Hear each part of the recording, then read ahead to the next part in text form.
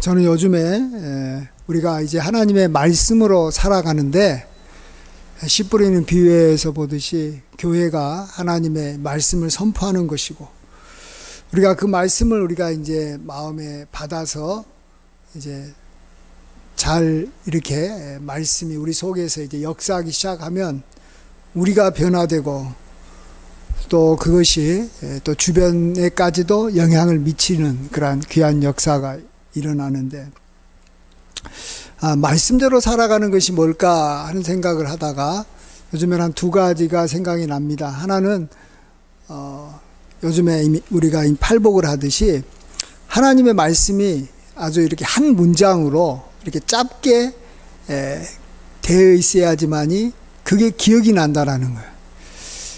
우리가 이전에는 항상 기뻐하라, 쉬지 말고 기도하라, 범사에 감사하라, 이런 말씀을 우리가 쉽게 붙잡고 이게 하나님의 뜻이다 하면서 그걸 계속 그것을 생각하면서 품고 있으면 그 말씀대로 우리가 살아가거든요. 생각이 나거든요. 근데 이 팔복은 정말 우리가 이 붙잡기가 참 좋은 이 짧은 한 문장으로 돼 있잖아요. 심령이 가난한 자는 복이 있다. 애통하는 자는 복이 있다. 온유한 자는 복이 있다. 불쌍히 여기는 자는 복이 있다. 또 의를 인하여 의에 줄이고 목마른 자는 복이 있다. 얼마나 짧고 좋아요. 화평케 하는 자는 복이 있다. 이런 말씀을 우리가 기억이 날 수 있도록 하면 참 좋다라는 것입니다. 또 하나님께서 이렇게 짧은 문장을 주셨는데 그걸 우리가 깊이 있게 묵상하고 또 생각해 보면 그 말씀을 오랫동안 붙잡고 있을 수 있는 것입니다. 씨가 땅에 들어가면 최소한 한 달은 그래도 지나야지만이 어느 정도 이렇게 모양이 조금 나타나고, 예를 들어서 나무 같은 경우는 씨가 뿌려지고 한 3년 정도는 지나야지 열매가 맺듯이 하나님의 말씀이 뭔가 우리 속에 들어와서 그게 계속 생각이 나야 되는 것이지, 그냥 생각이 나다가 또 이게 사라져버리면 그 말씀대로 우리가 살아가기가 힘들다고 볼 수밖에 없습니다. 그런 면에서 짧은 어떤 하나님의 말씀을 우리가 마음에 새기고 살아가는 것이 말씀대로 살고 또 말씀으로 인해서 우리가 열매 맺는 삶을 사는데 참 좋다라는 것이고, 그 다음에 두 번째로는 오늘 또 이제 살펴보겠지만 성경에 우리에게 가르쳐준 비유가 참 많이 있습니다. 예수님께서는 한 이야기를 통해서 우리에게 중요한 어떤 사실들을 가르쳐 주려고 할 때 예수님께서는 비유가 아니면 가르쳐 주지 않았다라고 말씀합니다. 왜 그러냐 그러면 다른 식으로 이야기를 해봤자 사람들이 그게 아무리 중요해도 잊어버리거든요. 그걸 잊어버리니까 우리가 결국은 잊어버리면 그렇게 못 살잖아요. 구약에서도 자꾸 이야기하는 것이 하나님께서는 율법을 주셨지만 그들이 율법을 잊어버렸다라는 거예요. 그래서 어떤 경우는 아주 중요한 율법 같은 경우도 이렇게 예를 들면 이 절기 중에서 이 양을 잡아서 드리는 뭐가 있죠? 갑자기 또 단어가 생각이 안 나네. 그런 것도 다 잊어버려 가지고 그냥 이스라엘 백성들은 안 해버리는 거예요. 그런데 이 하나님께서는 우리에게 예수님을 통해서 우리에게 이 비유를 가르쳐 주셔 가지고, 비유는 우리가 생각이 나잖아요. 당자의 비유도 있고 또 포도원 비유도 있고 또 품꾼의 비유도 있고, 비유들이 참 많이 있습니다. 또 아주 작게는 가라지 비유부터 시작해서 겨자씨 비유도 있고 누룩 비유도 있고. 근데 귀향이면 비유는 사실은 조금 길어도 상관없어요. 그 비유는 우리가 조금만 기억하려고 하면은 들었던 것이 생각이 나니까. 근데 이제 이런 세상에서 말하는 어떤 이야기하고는 다른 게, 세상에서 말하는 어떤 예화나 이야기는 사실은 중심적인 어떤 핵심이 그렇게 우리에게 꼭 필요한 것은 아닌 경우가 많아요.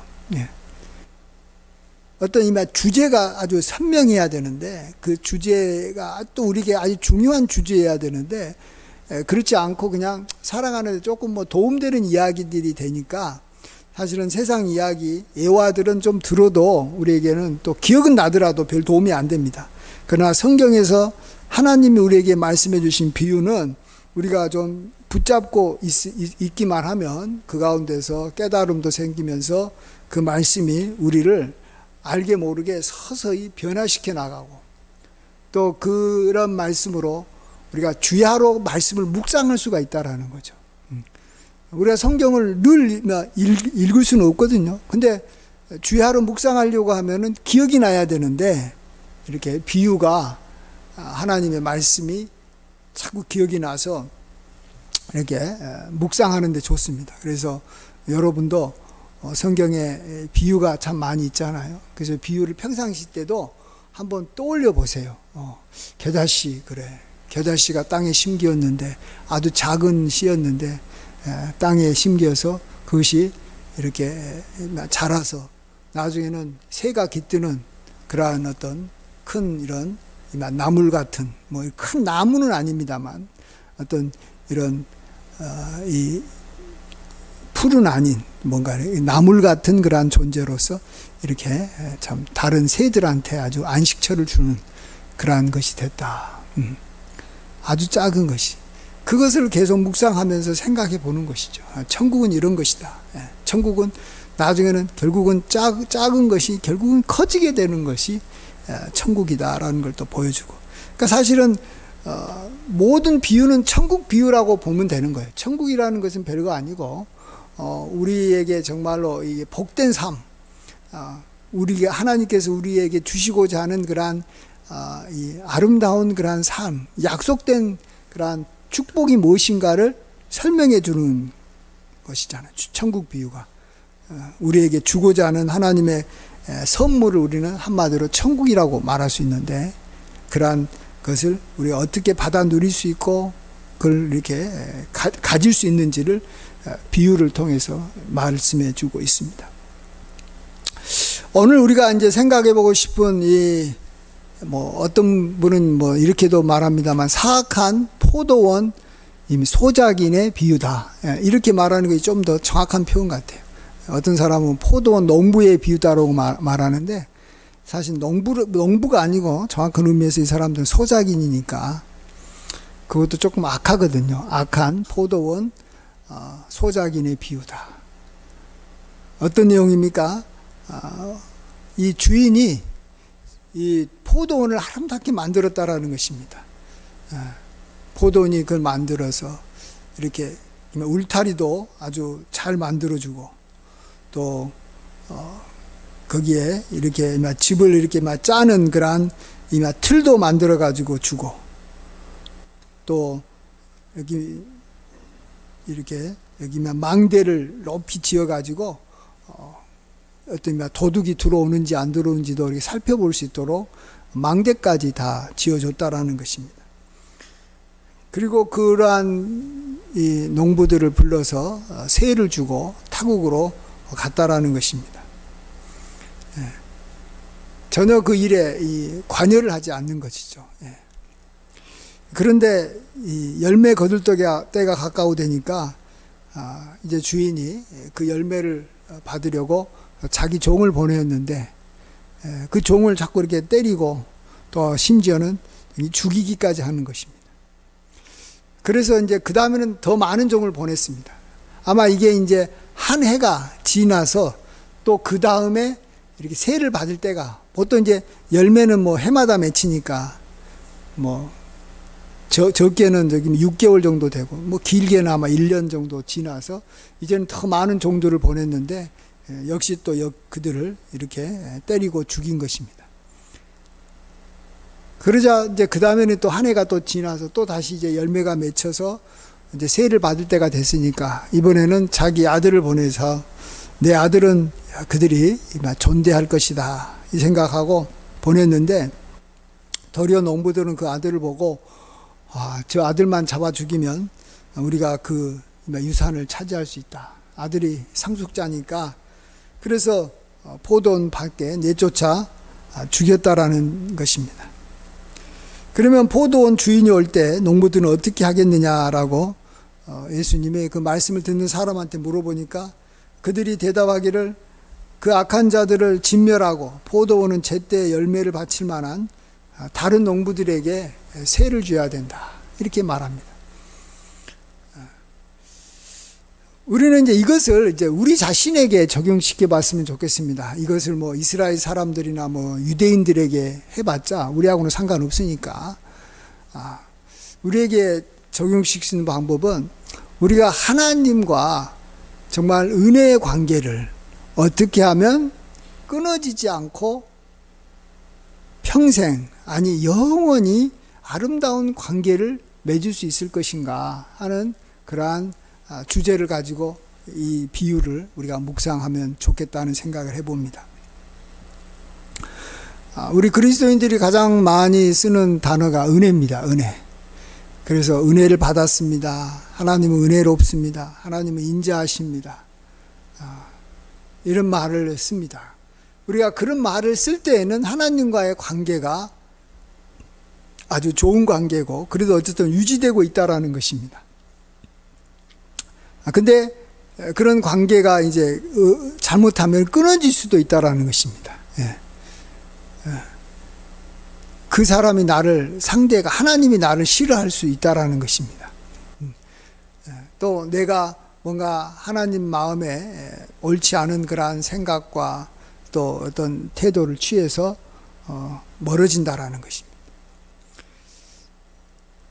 믿음 생활을 했던 우리 사람들 주변에 보면 어떤 사람들이 처음에는 하나님과 관계를 맺고 예수님을 이제 믿고 예수님이 나의 죄를 위해서 십자가에 돌아가신 것을 감사하고 참 그 은혜에 감격해서 믿음 생활을 했다가 몇 년 지나고 난 다음에 그 믿음이 시들시들해지고 교회를 멀리 하더니 이제 하나님과 관계가 끊어져 가지고 다시 어떻게 하면 하나님하고 회복했으면 좋을까 그런 걸 이제 고민하고 이제 그런 것들을 많이 볼 수도 있습니다.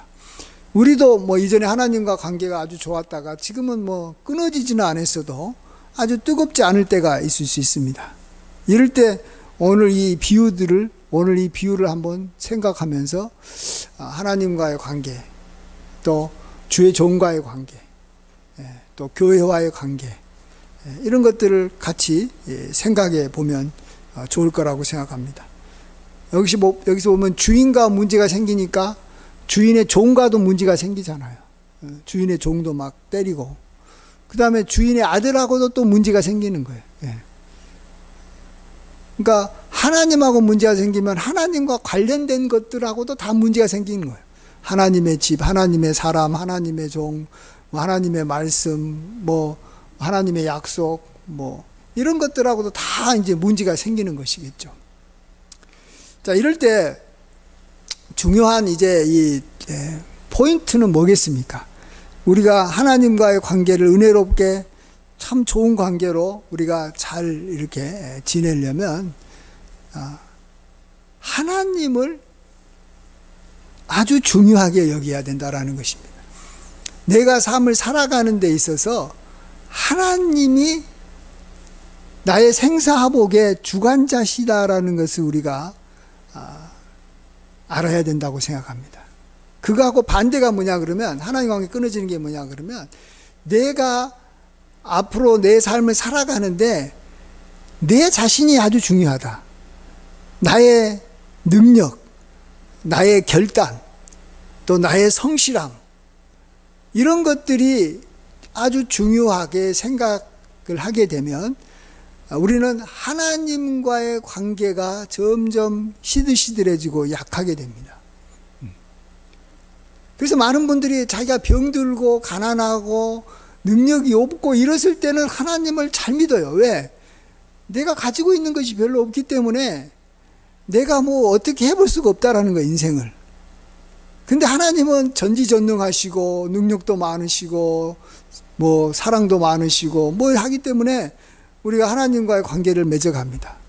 그러다가 이제 나에게 병도 좀 이제 사라지면서 건강해지고 나에게 좀 돈도 좀 생기고 또 뭔가 좀 이렇게 나에게 좀 능력도 생기고 경험도 많아지고 이렇게 되면 물론 하나님은 여전히 전지전능하다라는 것을 믿어도 뭐 나도 나름대로는 힘있게 내 인생을 살아갈 수 있으니까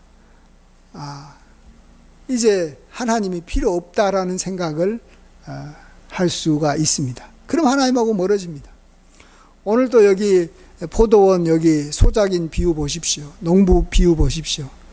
그들이 아무것도 없을 때는 정말 그 주인이 자기를 위해서 포도원을 만들어 주니까 너무너무 귀하고 감사했습니다. 얼마나 이 주인을 좋아했겠습니까? 근데 일단은 포도원에서 자기가 이제 일할 수 있게 된 거고, 자기가 이제 일하게 되면 열매를 얻게 되고, 또 이제 물론 이제 계약 관계에 의해서 한 절반 정도는 주인에게 줘야 되지만, 어쨌든 자기가 열심히 일해서 많이 열매를 거두면 자기도 이제 많은 열매를 얻을 수 있게 됐고, 그러다가 이제 나는 더 많은 걸 소유하고 싶다. 나는 더 큰 능력을 갖고 싶다. 나는 더 큰 부를 갖고 싶다. 지금보다도 이런 생각을 하면서 이제 주인한테 이제 소작료를 주는 것이 아까워 보이고, 나중에는 그 주인의 아들이 그 주인의 상속자니까 아들까지 죽이게 되면 내가 다 얻을 수 있을 것 같다라는 그러한 어떤 망상에 빠지는 거죠. 예. 그래서 아들까지 죽이면서 주인의 마음을 이렇게 진노케 하니까 주인이 어떻게 합니까? 군대를 보내서 그냥 그들을 다 멸해버리고 세를 줄 만한 다른 사람한테 그 포도원을 이렇게 세를 주고 이렇게 넘기는 것을 보게 됩니다.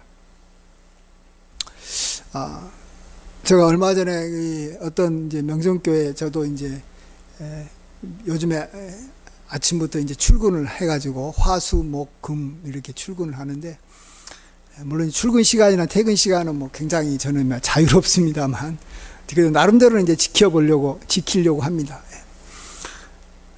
그러다가 이제 어떤 이 장로님 이야기를 저희 아내랑 하게 됐어요. 명성교회 어떤 장로님이 나이가 이렇게 많으세요. 한 70은 넘으신 것 같아요. 그런데도 여전히 지금 명성교회에서 아주 일하고 계시는 거예요. 그것도 이제 어떤 자기의 어떤 이 직분을 가지고 이렇게 직원으로서 일하는 거예요. 그러다가 저분이 왜 저렇게까지 원로 목사님하고 같이 오랫동안 같이 지낼 수 있을까, 이걸 이야기를 하다가 저희 아내는 저 장로님이 나름대로 어떤 이 능력이 있기 때문에 그러겠다. 뭐 원로 목사님의 마음을 잘 이해해가지고 잘 이렇게 마음을 이렇게 편하게 해준다. 또 원로 목사님께 힘들게 하는 것들은 다 자기가 알아서 다 이렇게 차단을 해가지고 이제 옆에서 이렇게 수행하는 것을 잘 하시기 때문에 사랑받아서 그럴 것이다. 이런 말을 하더라고요.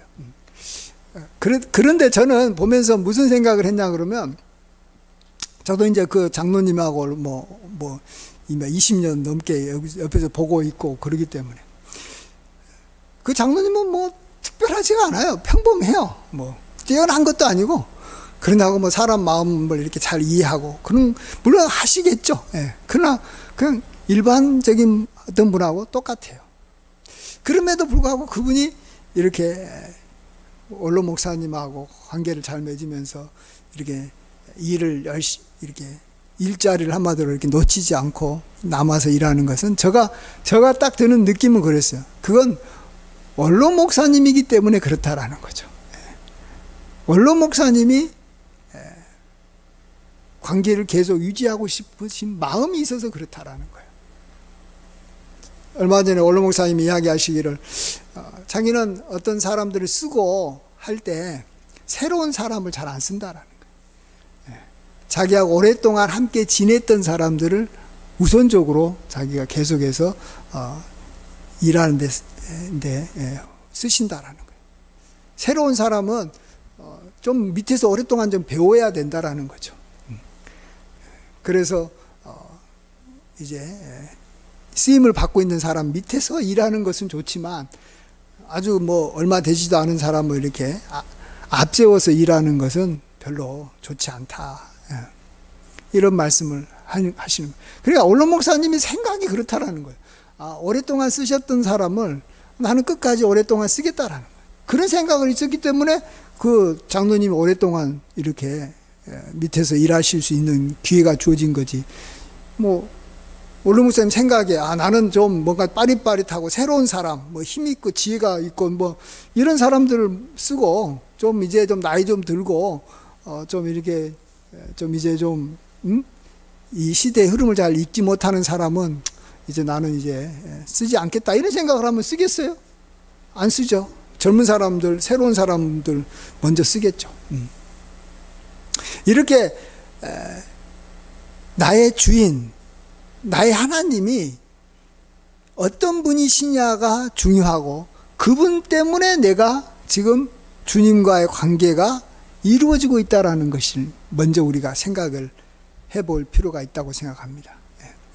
그러니까 요즘에는 많은 사람들이 이 주인이 누구냐 하는 생각은 별로 안 하고 내가 실력과 어떤 이 능력을 기르면 자격증을 많이 따고 그러면 내가 좋은 직장 들어가 가지고 그곳에서 있을 거라고 생각하는데 천만의 말씀입니다. 요즘에 젊은이들 직장 들어가요. 능력이 있고 자격증도 있고 실력이 있는 사람들이 들어가는데 요즘에 보면은 별로 몇 년 못 있다가 그 회사를 이렇게 나오더라고요. 그러고 보면 능력이 있고 실력 좋다고 해가지고 회사에서 오랫동안 이렇게 쓰임을 받고 높은 자리에 오를 수 있는 게 아니라는 것입니다. 내가 들어가려고 하는 사람이 또 그곳에 내가 만나는 상사가 누구냐. 이게 굉장히 중요한 거예요. 내가 만나서 하려고 하는 그 사장님이 어떤 분이시냐. 또 내가 들어가는 그 회사가 어떤 회사인가. 뭐 이제 이거 중요하겠지만 어쨌든 회사도 중요하겠지만 내가 함께 일하는 그러한 분이 누구냐가 중요하죠. 직접적으로 나랑 관계를 맺는 상사나 동료, 이 직속 상관이 누구냐가 굉장히 중요한 것입니다. 그래서 그분 때문에 어떤 사람은 실력이 없어도 그 사람이 밀어주고 잡아주고 참아주고 또 잘 가르쳐주니까 회사에서 오랫동안 남는 거죠. 물론 거기에다가 이제 실력도 있고 그러면 더 좋겠지만 실력이 우선은 아니라는 것을 우리가 알아야 됩니다. 우리가 하나님과의 관계를 우리가 잘 유지하려고 하는 것도 또 유지할 수 있는 것도 하나님 때문에 관계가 유지되는 것입니다. 내가 기도를 열심히 하고 내가 정말 이렇게 성경 많이 읽고 착하게 산다고 하나님과의 관계가 이렇게 항상 유지되고 은혜로운 관계가 되는 게 아닙니다. 하나님 중심이에요. 하나님이 어떤 분이신가에 우리가 늘 관심을 갖고 하나님 때문에 내가 이렇게 교회에 나오고 하나님 때문에 계속 내가 정말 하나님의 일을 할 수 있도록 하나님께서 나한테 기회를 허락해 주고 붙잡아 줬기 때문에 그런다. 이런 생각을 하면서 살아야지만이 우리가 하나님과의 은혜로운 관계를 오랫동안 아니 영원히 우리가 유지할 수 있고 그래서 우리 크리스찬이 하나님의 선하심과 그 인자하심이 크고 정말 하나님 나를 향한 하나님의 정말 사랑이 광대합니다. 이런 찬양과 고백만을 할 수 있다면 하나님과의 관계가 이렇게 쉽게 끊어지지 않겠죠. 근데 내가 주님을 위해서 얼마나 열심히 일했는데 내가 그동안에 정말 하나님을 위해서 내가 얼마나 많이 봉사하고 나름대로 이렇게 살았는데 왜 하나님께서는 나에게 이런 여러 가지 축복들을 안 주시는가? 왜 나를 이렇게 힘들게 하는가? 이런 생각을 하게 되면 하나님과의 관계가 끊어져서 하나님과 멀어질 수가 있습니다. 이럴 때 한 가지 더 우리가 좀 생각해 볼 수 있는 것은 이 하나님께서 우리에게 많은 것을 주면 얼마나 좋겠습니까? 축복도 주고 하나님은 사랑도 많고 능력도 많기 때문에 내가 기도한 대로 막 응답해 주고 막 이렇게 되면은 하나님과의 관계가 끊어지지 않을 거예요. 근데 이제 우리가 하나님과의 관계가 쉽게 끊어지는 것은 내가 원하는 것이 하나님께서 주지 않고 도리어 내가 하나님 앞에 드리는 것이 더 많다고 생각을 하니까 나중에는 이제 내가 손해본다라고 생각하는 거죠. 예. 어떤 관계든 간에 손해가 계속해서 쌓이다 보면 관계 끊어지더라고요. 요즘에 요즘에 젊은이들 여기 연애하는 거, 연애 참견 프로그램을 한번 보니까 어떤 남자가 회계사가 돼가지고 이제 좋은 직장에 들어갔는데 이제 자기가 만난 여자친구를 이제 물론 회사 취직하기 전부터 알긴 알았지만 이 여자와의 관계가 어려워진 거예요. 왜냐하면 그 여자에게 자꾸 이렇게 많은 돈을 쓴다라는 거예요. 여자가 이제 자동차를 살 때도 도와줘야 되고, 또 여자친구의 어머니도 자기에게 돈을 요구하고, 여자친구의 남동생도 자기에게 돈을 요구하다 보니까 자기도 돈이 없어서 마이너스 통장으로 살아가고, 또 4천만 원인가 이렇게 엄청난 돈들을 이렇게 계속 빚지면서 살 수밖에 없는 상황이 되니까 이제 내가 그 여자랑 계속 만나야 되느냐, 저 여자를 사랑하지만 어떻게 해야 되냐, 그것을 이렇게 이야기할 때 거기에 참견하는 사람들이 다 관계 끊어라 그러잖아요. 아마 관계 끊기 위해서 아마 그런 이야기를 이렇게 소개했을지도 모르겠습니다. 어쨌든 손해보면 끊어지는 거예요. 예. 자, 근데 우리가 사실 하나님과의 관계에서도 이렇게 손해본다라고 생각하는, 나에게 왜 이런 고통이 오냐, 왜 이렇게 나에게 어려움이 오냐. 오늘도 나오지만 여기 이 포도원님이 여기 농부에게 하나님께서 이 집 주인이 진노를 해버리잖아요. 그러니까 관계가 시키지 않고 다 끊어져 버리는 거예요. 근데 우리에게도 이렇게 큰 진노는 아니라도 하나님으로부터 인해서 나에게 생긴 어떤 이 고통이 올 때 우리는 이 문제를 잘 해결해야 됩니다. 이걸 잘 이해해야 되는데, 그러기 위해서는 우리가 자신이, 우리 그리스도인이 하나님과 관계를 계속 유지하려면은 자기가 죄인이라는 생각을 지금부터 영원히 끝까지 가져야 돼요. 우리는 예수님 믿어서 의롭다함을 입기는 입었지만 죄인이어서 그 죄가 우리를 계속 괴롭히고 있고, 하나님은 우리에 대해서 그 죄 문제를 해결하려고 어마어마하게 그것에 관심을 갖고 있다라는 거예요. 그리고 우리들도 그 죄 문제가 해결돼야지만 우리가 깨끗해지고 거룩해지고 성결케 돼가지고 하나님께 쓰임도 받고 우리의 인생도 좋아지잖아요. 결국은 아무리 우리가 많은 걸 가져도, 축복 많은 어떤 이런 걸 가져도 우리 속에 죄 문제 해결이 안 되면 나도 더러워지고 주변 사람들도 더럽게 만들고 우리 인생이 다 힘들어질 수밖에 없는 거예요. 그래서 하나님께서 우리에게 왜 고통을 주고 왜 어려움을 주느냐, 우리 죄 문제 때문에 그러는 거예요.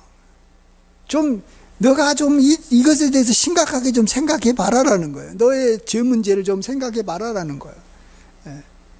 그럴 때 우리는 평상시 때부터 그래, 나는 죄인이지, 좀 내 자신의 성격도 좀 문제가 많고 내 자신의 사고방식도 좀 문제가 있고 내가 정말 이렇게 하나님의 이렇게 말씀과는 다른 그런 어떤 생각들을 갖고 내가 세상적인 그런 어떤 이 풍습을 이렇게 내가 이렇게 쫓아서 살아가는 사람이다, 이런 생각을 하고 있는 사람은 이번 기회에 하나님이 주는 어려움을 통해서 내 생각을 좀 바꿔야 되겠다, 나의 나쁜 습관들을 변화시켜야 되겠다, 이런 식으로 도리어 그걸 이렇게 하나님께서 이렇게 그런 걸 하려고 주셨다고 생각을 하기 때문에 자기가 지금 당하는 고통 때문에 하나님에 대해서 이렇게 좀 원망이 좀 덜 생기는 겁니다.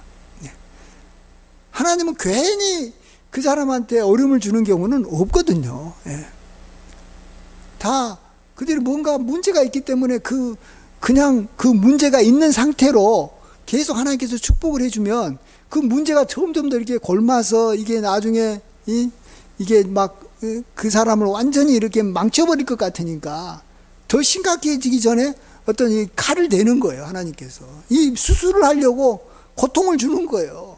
그때 우리도 병원에 갔을 때 이렇게 수술 받은 사람이 나 지금 수술 받느라고 힘들어 죽겠습니다. 왜 이런 수술을 내가 받아야 되냐 하면서 막 화내고 그런 사람은 한 명도 없어요. 수술 받을 때는 뭐 저기 마취시켜서 뭐 말도 못 하겠지만 뭐 그냥 마취를 안 하더라도 뭐 소리는 막 아파서 지를지 몰라도 의사에 대해서 원망하거나 그러지는 않아요. 왜?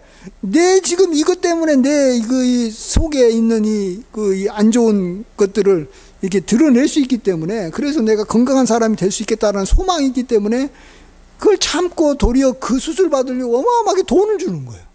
근데 하나님 우리한테 돈 하나도 안 받고 우리 속에 있는 암보다도 더 무서운 죄 문제를 하나님께서 해결해 주시려고 우리한테 고통을 주고 어려움을 주는데, 우리가 그것을 감사함으로 받아야지. 그걸 그냥 하나님 앞에 막 하나님 뭐 왜 이렇게 나한테는 축복을 안 주고 어려움만 줍니까? 이런 식으로 하나님에게 대들면 하나님과의 관계가 이제 계속 이어질 수는 없는 거 아니겠습니까? 그래서 관계가 끊어져 버리는 거예요. 예. 그래서 하나님과의 관계를 우리가 지속적으로 계속해서 유지하려면 우리가 나는 항상 하나님의 그러한 어떤 치료를 받아야 될 영적 치료가 좀 필요한 그런 죄인이다라는 생각들을 우리가 해야 됩니다. 사실 그렇잖아요. 우리도 봤을 때, 다른 사람 봤을 때 사실 자기만 빼놓고 다른 사람들 다 보면 문제가 얼마나 많이 보여요. 자기는 문제가 잘 안 보이지만 예? 자기는 안 보이지만 예? 다른 사람의 문제는 얼마나 잘 보입니까? 막 우리 아들 보면 이것도 바꿔야 되고, 딸 보면 저것도 바꿔야 되고, 제 아내 보면 이것도 바꿔야 될 것 같고, 뭐 저것도 바꿔야 될 것 같고, 지금 뭐 이렇게 잘 먹고 잘 사는 게 중요한 게 아니라 너의 사고방식에 문제가 있고, 너의 정말로 이런 습관에 문제가 있고, 태도에 문제가 있고, 자세에 문제가 있는 것들이 얼마나 많아요. 특별히 영적인 문제 보면 더더욱 더 많아요. 하나님께서 봤을 때는 막 불꽃 같은 하나님의 눈으로 봤을 때는 사실 우리가 이렇게 바꿔야 되고 변화돼야 될 것들이 얼마나 많을 것 같아요. 죄인인 우리도 죄에 빠져가지고 잘 모르고 어둠 가운데 살기 때문에 잘 모르는 우리도 주변 사람들 보면은 막 변화시켜야 될 것들이 많은데 하나님께서 봤을 때는 얼마나 많겠냐고요. 그래서 하나님께서는 우리를 사랑해서 사랑하는 자에게 하나님께서는 고난을 주시는 거예요. 사랑하는 자에게 어려움을 주시는 거예요. 이제 좀 너가 이제 고난을 좀 이렇게 받으면서 너의 죄를 좀 하나하나를 몇 가지는 좀 이제 해결 좀 해라 하는 마음에서 하나님께서 주실 거예요. 예. 온유하지 않는 사람한테는 온유하게 하기 위해서, 불쌍히 여기는 마음이 좀 없는 사람한테는 좀 자기가 고난을 당해봐야지. 고난당하는 사람을 불쌍히 여기거든요. 항상 승승장구만 하고 잘된 사람은 남을 불쌍히 여기는 것을 몰라요. 왜? 자기가 어려움을 당하지 못했기 때문에. 그런 의미에서 하나님께서 우리에게 어려움을 줄 때 우리도 이제 그 어려움을 가지고 다른 사람을 위로할 줄도 알고, 다른 사람들을 좀 이렇게 좀 이해할 줄도 알고, 그러면 그게 더 중요한 거지. 우리가 문제가 없이 그냥 막 이렇게 살아가는 것보다도 우리 속에서 그런 아름다운 성령의 열매, 사랑, 희락, 화평, 충성, 온유, 절제, 오래 참음, 자비, 양성 같은 것들이 하나라도 생기는 것이 더 중요한 거 아니겠어요? 정말로 우리에게 필요한 것은 뭐겠습니까? 우리가 정말 주님의 아름다운 형상을 우리가 또 역시 닮아가는 것이고, 우리 속에서 하나님께서 시작하신 선한 일을 정말 하나님께서 하나하나 완성시켜 나가는 것이죠. 그런 것들이 더 중요합니다. 그래서 그런 것들을 우리가 관심을 가지면 하나님과의 관계에서 결코 문제가 생기지 않는다라는 것이죠. 어려움이 없다라는 것입니다. 그래서 포도 농부 비유에서 보듯이 니들이 죄를 지으니까 하나님이 진노하신 거지, 죄만 안 지으면 하나님은 절대 진노하시지 않죠. 뭐 때문에 그들 갖다가 막 진노해가지고 포도를 막 뺏고 그러겠어요. 절대 그런 일은 하나님 안 하시는 겁니다. 그럴 때 진짜 이 포도원 이 소장인들이 다시 하나님과의 관계를 회복하려면, 내가 잘못했구나, 내가 정말 세를 안 낸 것이 문제고, 그 세를 받으러 온 주인의 종을 때리고 죽이고 심지어 아들까지 죽인 것이 정말로 어마어마한 죄였구나 알고 뭐 다시 주인한테 찾아가가지고 무릎 꿇고 용서 빌고 내가 잘못했다고 하고 그러면은 주인이 다시 그 포도원에서 일하지 않게 해주겠어요? 당연히 일해주게 해줘. 자비로우신 분이니까. 네. 우리는 하나님과의 그러한 관계가 은혜로운 관계로 지금부터 영원히 지속돼야 될 줄 믿습니다. 그러기 위해서는 우리의 어떤 능력이나 실력보다는 정말로 하나님의 뜻, 하나님의 그러한 우리를 향한 그러한 자비하심 때문에 우리가 하나님과의 관계가 유지되는 것이지 우리 자신이 뭐 실력 있고 뭐 열심히 살고 믿음 생활을 잘해서 뭐 이렇게 관계가 되는 것이 아니다라는.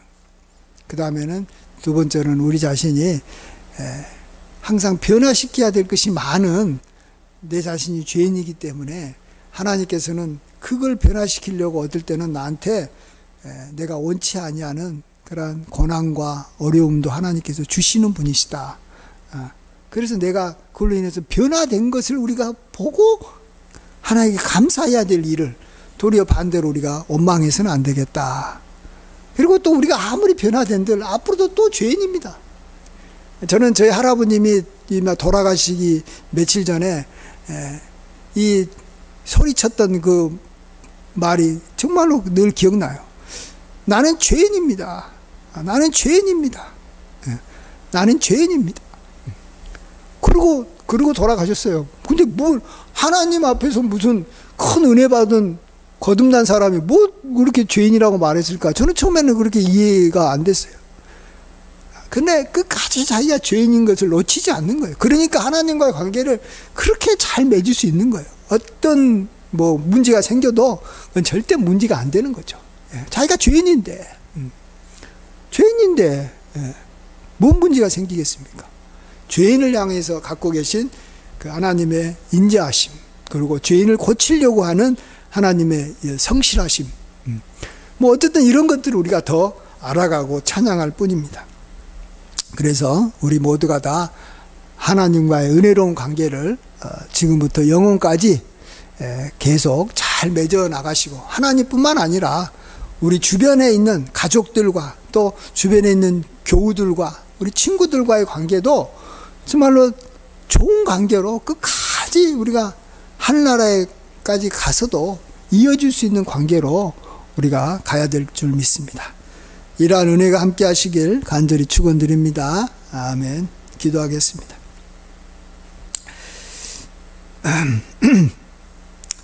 아버지 하나님, 모든 영광과 찬양과 감사를 올려드립니다.